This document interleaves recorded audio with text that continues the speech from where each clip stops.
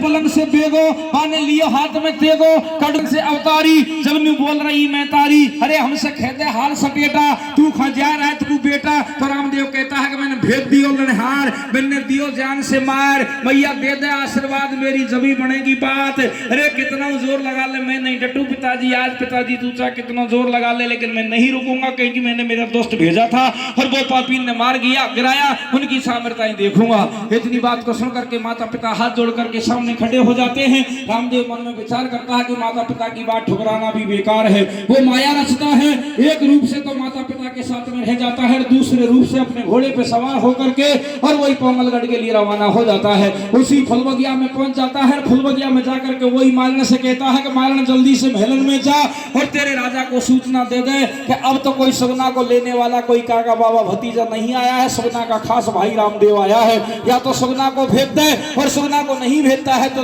लड़ने के लिए तैयार हो जा। तो सगना इतनी बातों को सुन करके और वो मालन की कहती है कि भैया दोसर को ये लड़िहारी कायल और आयो जे की दुर्दशा देख ले वजेरा में तो वह की लाश पड़ी हुई है और शीशवा को दरवाजा पे धरे तू भी ज्यादा एंटेन करता है तो तेरा शीश भी बास ऊपर दरवाजा पे लगा दिया जाएगा। इतनी बात को सुन के रामदेव कहता है कि मालन की तो बातन से चक्कर पड़ गो तू मुझे गुस्सा में दिलाए ने तुझे अभी खत्म कर सकता हूँ लेकिन तू जा। हम मालन की जाती है जाकर के सूचना देती है इधर को राजा फिर अपनी सेना सजा करके फुलबगिया में आ जाता है। घोर संग्राम चालू होता है और घोर संग्राम चालू होता है। लाठी तलवार भाला बंदूकन की एक बेच नहीं खाती है। तो अब पोंगलगढ़ वासी तोपों की व्यवस्था करते हैं तो रामदेव अपनी माया से पर्वत बीच में आड़ा कर देता है तोपों को भी फेल कर देता है और छोटी मोटी तोप हेकड़ान का मुख मोड़ करके और पोंगलगढ़ के दरवाजा खम्मन को भी तोड़ देता है। तो सारी नगरी की जितनी भी जनता थी कुछ मर गई कुछ मूर्छित हो गई कुछ भग गई और कुछ परेशान हो जाते हैं और सदनों वापस महलन में जाकर के सगना के पैर पकड़ते हैं। देवर जेठ तेरे पीहर से कोई लड़ियारी ऐसा आया है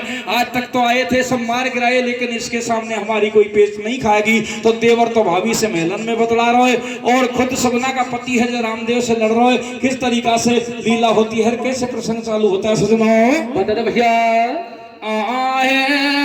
या तो भारो तारी को माने खेल भैया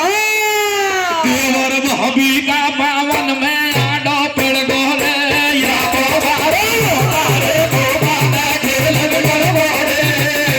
देवर भाभी का पावन में आडो पेड़ गोरे या तो भारो तारी को माने खेल गोरे देवर भाभी का पावन में आडो पेड़ गोरे या तो भारो तारी को माने खेल बिगड़ गोरे देवर भाभी का पावन में आडो पड़ गोरे। जैसे ही देवर को भाभी पैरन में आड़ा पेड़ा देख करके शेर खून बढ़ जाता है और पूछती है कि भैया एक बात बता कंवर जी बात क्या है युद्ध की क्या लीला है। मेरे तो कोई भाई भी नहीं है क्योंकि सगना को सारी बातों का पता नहीं था। तो देवर और भौजाई से क्या कहता है सजनों क्या कहता है मेरे भैया रे रे रे मारा बाडोले वो सारो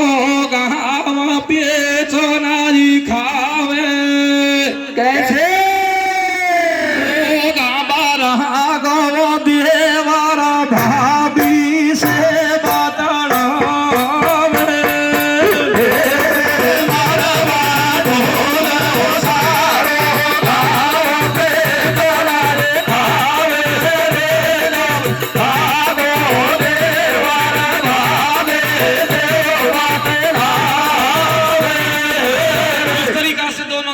तो महलन में बतलाते हैं और रामदेव किस तरीका से युद्ध करता है सजनों कैसे करता फिर भैया। और दुश्मन तू पे चला मैं रामदेव के गम में उल्टा मोहना गिरा तोड़ दिया दरवाजा का भैया एक भाजा डोले मर्द लगाई बन जान गड़ा में आगी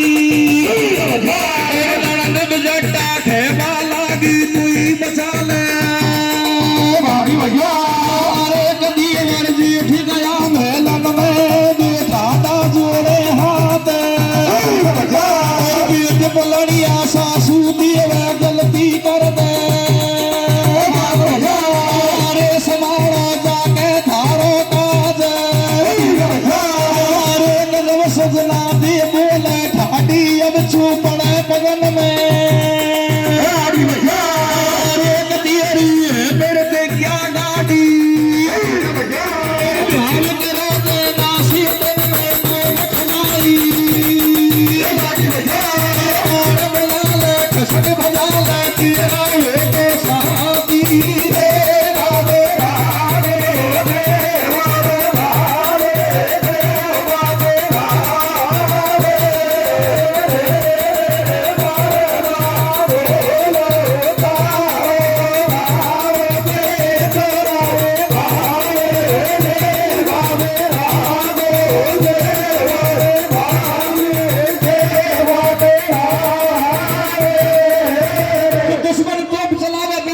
अरे उल्टा भोंडा करया तोड़ दिया दरवाजा का खम भाजा डोले मर्द लगाई जान गड़ा में आगी और ननद बिगड़ता खेवा लागी तू ही बचा ले भाभी अरे देवर जेठ गया महल में ठाडा जोड़े हाथ पेड़ पलनिया सासू देवे गलती कर दे मां संभालो जाके थारो काज सब सुगना दे बोले ठाडी अब ची पड़े पगन में आडी अरे तेरी है प्रतिज्ञा गाड़ी भाव करो ते ना सतेन में कोई न खिंदाई लाडी तो सासू तो पगन में पड़ी है बहू खड़ी है और बहू खड़ी खड़ी सासू से किस तरीका से कहती है सजनो बता दो भैया आहे भाजाल थारा मन की ने भाजाल भाभी ना काटी अब तो कैया खूटी सासू थारा घाटा की भाजाल थारा भाजाल भाभी ना काटी अब तो कैया खूटी सासू थारा घाटा की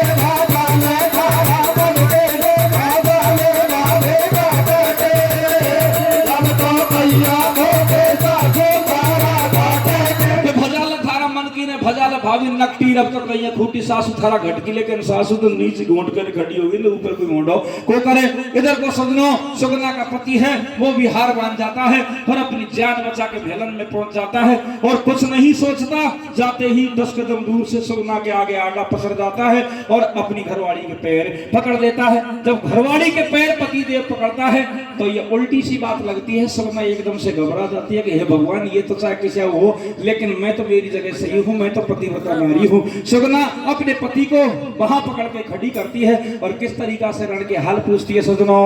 भैया अरे कबोलो सुगना दे तो सैया जोड़ू हाथ करू तेरे अरे अब के रख दे लाज भवानी ओ तू कोन करू मनमानी अरे कबो तू गाड़ी ले बैठी तो से बोलाइए थी अरे कबीरो कोट नहीं एक दारो यन तुड़वायो कतई ठिकानो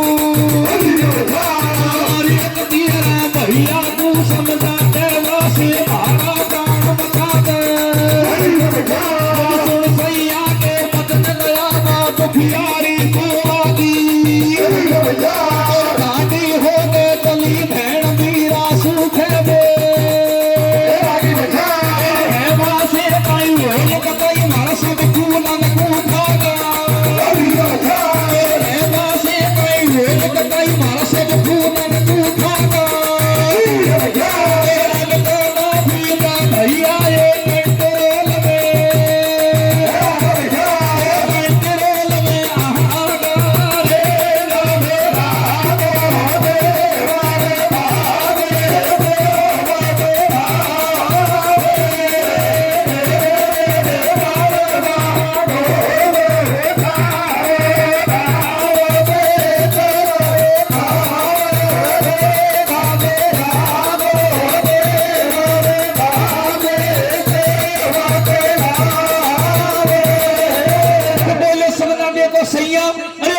हाथ पड़ू तेरे पैया अब के रख दे लाज भवानी आज कौन करूं मनमानी वो कुछ जड़वाड़ी ले बैठी तो से डोले ऐठी ऐठी मेरा खोट नहीं एक दाड़ो यार करतरवा दियो कतई ठिकानो तेरा भैया को समझा दे वहां से मेरा प्राण बचा दे तो सुन सैया के वचन दे आज दुखियारी को आगी ठाडी होके चली भेड़ पीरा सुखेवा लागी भेड़ ने तो पीरो पहली बार देखो लेकिन हाथ जोड़ खेती है कि खेवा से कहीं हो कतई भर संपूर्णन को खागा भैया वो 30 साल होगी ससुराल में आया 30 साल की बात तो 1 मिनट पूरी हुई कोई लेकिन 2.5 टप्पा में खूब सके का खून ने खा लिया लेकिन तू इनको माफ दे कंट्रोल में आगा रामदेव का आधा गुस्सा समाप्त हो जाता है लेकिन भेड़ से कहता है कि भेड़ा मैंने भी तू आज पहली बार देखी है लेकिन मेरा भाई समान दोस्त था उसको तो मैं उम्र से देखता आ रहा हूँ इस दुनिया में वो नजर नहीं आ रहा है मेरे कलंक लग चुका है मेरा दोस्त तेरे लेने के चक्कर में मारा गया अगर मेरे दोस्त के शरीर को तुम दे सकते हो तो मैं इनको माफी दे सकता हूँ तो सारी नगरी जाती है झट से उसकी लाश को निकाल के लाते हैं और उसके शीश को भी लाते हैं और रामदेव उसको जीवन दान दे देता है रामदेव को सब घर का में अंगुली जोड़े 20 अरे बन रत्ना जिंदा करो छड़ा दियो धड़ के ऊपर शीश जैसे ही रत्ना रेवारी जिंदा होता है और रामदेव को सामने खड़ा देख करके रत्ना रेवारी एकदम से फूल कर प्रधानमंत्री बन जाए कि चिंता मत करे भाईला अब तो एक लोई में गल्ला क्योंकि रत्ना रेवारी होशियारी आ जाता है कि मेरा दोस्त आ गया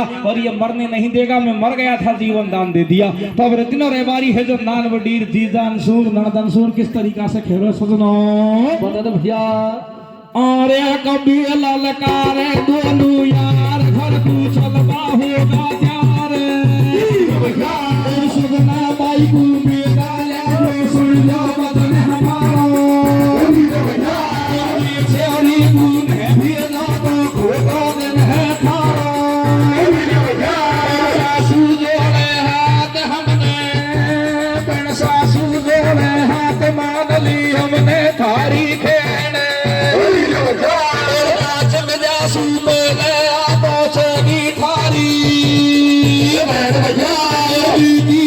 सवेरा होगी सजना होगी प्यार फिर भी सासू मात बढ़ावे है पगड़ी बेकार भग जाने से नु समझाऊं लड़या छोरा को न खिलाऊं पैदल पैदल भग जा तू फांसू जाऊं बाल की तो सासू भारी नगदी बाप भूल भी काल की राजी हो रखना दे नहीं मैं खबर करूंगी भाई को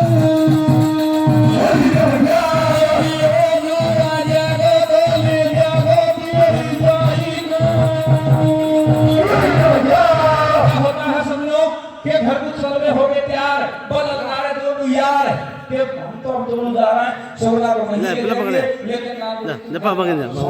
के जे छोरी की नहीं तो फोटो है थारो सासू जोड़े हाथ माली हमने थारी भेड़ और 5 बजे से पहले पहुंची थारी भेड़ अरे बीती रहे सवेरा होगा सगना होगी तैयार और फिर बनावे है पगड़ी बेकार रामदेव रत्ना रेवारी चले जाते हैं लेकिन अच्छी तरीका से आप लोग कहते हैं कि से आपको जाके देख दूध पिलाओ कभी जेल को फिर सोने सासू सगावे खड़ी है कि पैदल पैदल भाग जा तो को घासू की और सुनना कहती है कि तू तो सासू भारी नट्टी बात भूल गई काहे भी राजी हो खिलाने नहीं मैं खबर करूंगी भाई को और जे वो तू आ जाएगा तो ले जाएगा तेरी जाई को इतनी बात को सुन करके और सासू कहती है कि तू तो चले जा बाप बेटी को बकाल में मंगल करना अपना मतलब वो झट से सतना एक सवारी तैयार करवाती है उसकी रथ रेडी तैयार करवाती है सुगमा